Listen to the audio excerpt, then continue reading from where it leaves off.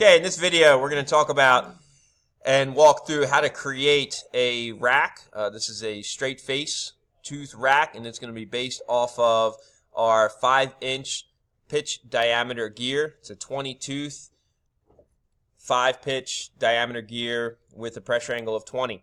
We're going to go ahead and start working with the geometry here to start to create our straight tooth. To do this, I'm going to go ahead and create, first I'm going to turn the sketch on for my original tooth. So I'm going to find the sketch that works off of my original tooth here, and I'm going to make that sketch visible. So I'm going to right click and make that visible because I'm going to need to see that pitch diameter. Then I'm going to go ahead and grab a 2D sketch, drop it on the front face. Then I need to find out some information about the area where the rack is going to intersect with the tooth itself.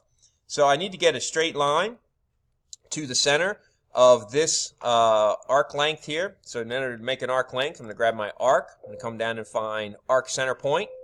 Find the center point of the gear.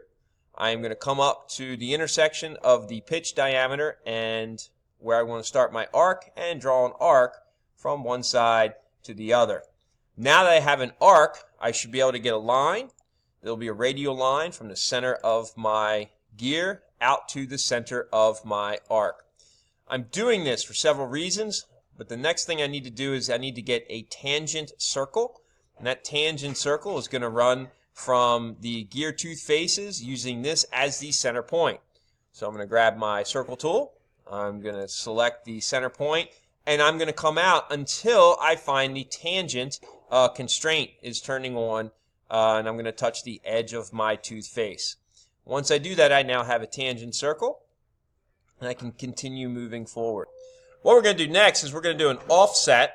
So I'm going to go ahead and grab my offset tool, and I'm going to select the circle, right-click, hit continue, and I'm going to start coming in. And what I'm going to do is I'm going to offset inside by 0.006.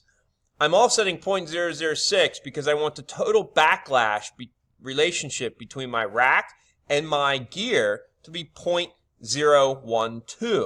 So giving it 0.006 on both sides is going to give me that total backlash that I'm looking for.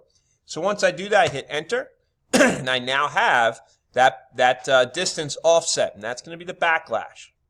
So after I do that, what I can do is I can then delete the larger circle. I do not need this larger circle anymore. So I'm going to just hit escape to get out of the offset tool, select my larger circle, and hit delete. Now what I need to do is I need to start setting up some information out here to find the rest of my tooth for my gear. Okay, so the tooth that we're going to create, the tooth is going to have a 20-degree pressure angle that's going to be in relationship to this center radial line. So we're going to go ahead and extend the center radial line out.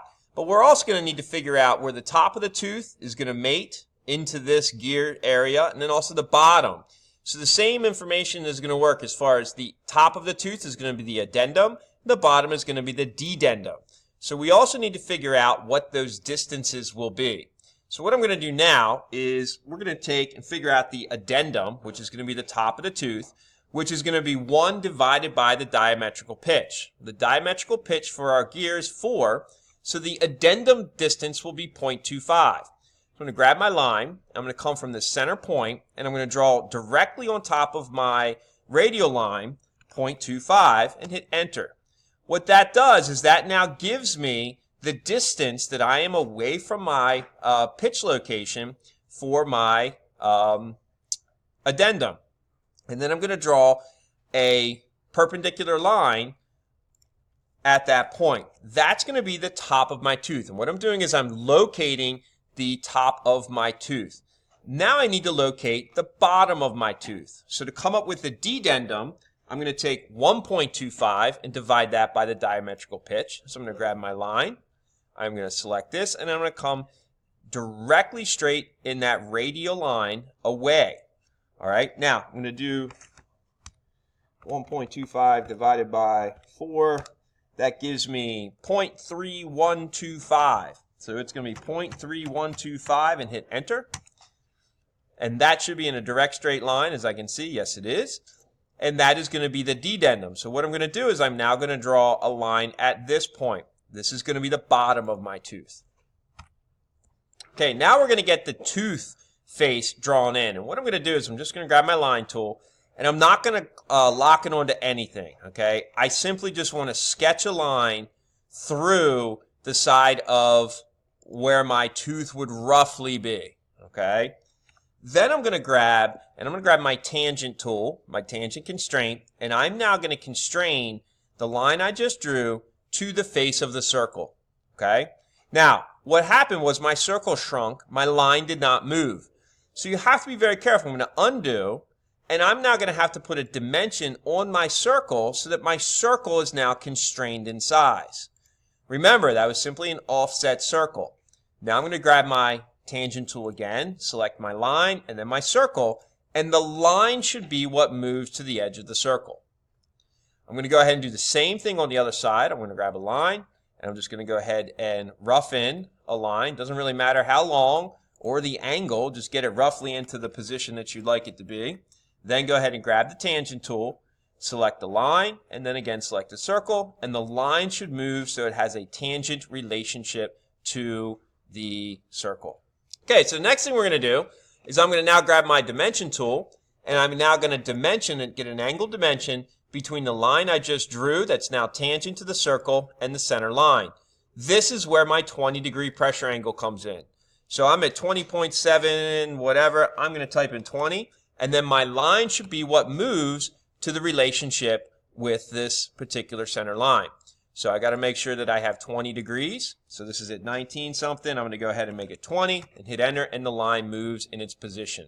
That is where the 20-degree pressure angle comes into play when creating and making this gear tooth. Okay, the next step that you need to do is you just need to do your extend tool and trim tool. So we're going to extend this line. We're going to trim this line. That's going to help build this side of the tooth. We'll go ahead and we're going to extend this line. Then we're going to go ahead and trim this line and just keep working our way around. We'll grab extend to the other direction. Oh, get it. Problem here, I guess, is dimension. We're going to go and delete the dimension. We'll delete this dimension. So we can go ahead and extend this line and then this line. And then we can extend, keep working our way through and to here. So now we have a pretty good rough outline of what this tooth is going to look like. And I can go ahead and now I can even start trimming out the center line because I know I don't need this line anymore. We can get rid of that, and we can get rid of, well, we're going to actually, I want to trim this off because I still want to know the center point here because I'm going to need to know the center point in order to get my to get my pitch line on my rack. So I'm just going to go ahead and trim off this line. Next thing I need to do is I need to get this tooth profile out of this drawing and into a new drawing so that I can start building the rack in a new drawing. So I'm going to go ahead and finish the sketch for now. Just save this so I don't lose this. Then I'm going to go and open up a new drawing file. So I'm going to do File, New, open up a standard IPT part file, and go back to my gear. Now I'm going to get back into that last sketch, and I'm going to select all of the geometry here that I want to take with me. So this is the geometry that I want, so I select it all, and then I'm going to do a Control-C. And I'm going to go into my new gear, or this is going to be my rack, and I'm going to start a 2D sketch here, bring it in and do a Control-V. Now, somewhere, there's my geometry. So my geometry comes in, and now I would be ready to start working with this tooth. The first thing that I'm going to need to do is probably flip this thing around and get this thing lined up. I don't have any other extrusions to start working with here, so I probably want to get something extruded as a long bar stock that I can start working with. Okay, with the gear tooth in the new file, if there's geometry that came with it from your gear, like this arc, that's part of the, I believe it's the flank of the other gear. I'm just going to delete it. I don't need those there, so it's just additional. What I'm going to want to do is I'm going to want to get this rotation around so that, well, first I want to rotate this so my gear tooth is facing up. I just like to build them facing up. And then make sure that this is now flat to the horizontal constraint. So I'm going to grab my rotate tool, highlight the geometry. I'm going to grab a center point, doesn't really matter where. And then I need to figure out, well, what's my rotation going to be to bring this thing around to this point here, okay? Or if I at least get it to be horizontal, then I can mirror it into the other direction. So I got to kind of figure that information out. So before I do that, I need to get some knowledge. So I'm actually just going to draw a horizontal line, and I'm going to measure, and I'm going to get a dimension from these two. This is going to be 13.5. So that's going to be the angle I'm going to use for rotation. So I can go ahead and delete those things. I now know that. Grab my rotate tool. I'm going to type in 13.5. I'm going to select the geometry to rotate. I'm going to select a point, which is going to be my pivot point, and it jumps to 13.5, and I hit apply. That being set up, I can now just go ahead, hit done. I could go ahead and then use this tool, and I can mirror this along its own axes, hit done, and I can delete the bottom one. And then the mirror line, I believe, nope, that did not mirror, so I'm going to go ahead and drop this back in. So now my tooth is facing up. I just like to draw it facing up. That's just the way I like to do it. And so now I'm ready. I can go ahead and extrude this one tooth. Then I can go ahead and build the bar stock for the rack underneath of it. But before I can extrude this, I don't necessarily need all this information inside here. And I also would like to have my pitch line. So I'm going to grab the center point. Before I get rid of this geometry, I'm going to grab that center point right there, and I'm going to draw a line. This is going to be a reference line that I can use later to find my pitch line, the distance between my addendum and dedendum. So I'm going to go ahead and delete the circle now. I can delete the arc, and I can actually delete the addendum also, because I don't need that there. And I can go ahead, I should be able to extrude this one tooth. So if I get out of my sketch, finish the sketch, grab my extrude tool, finds the tooth, and I will make this rack 0.25 thick because that's how large and thick my gear was back here. This is 0.25 in thickness. Okay? So with that all set and done, this is my new part. I'm going to now build the bar stock underneath of this that I will then use to array my tooth on. Okay, we're now ready to create a piece of bar stock underneath of this tooth so that we can then be able to do an array and create the remaining teeth on our rack. So I'm going to go ahead and just draw straight down, and I'm just going to make 0.5, nothing super fancy, and we'll just run out this way. We'll just go 10 inches, and again we'll come back up 0.5 and back across here. Good. That's all set. We'll go ahead and extrude our piece of stock. Alright, we're going to go ahead and extrude in this direction. 0.25, good. Alright, so now what I'm ready to do is start the array process. And to do that, I'm going to then just select the extrusion that I want to array. I'm going to grab my circular pattern, and I'm going to go ahead and tell it that not circular pattern, rectangular pattern.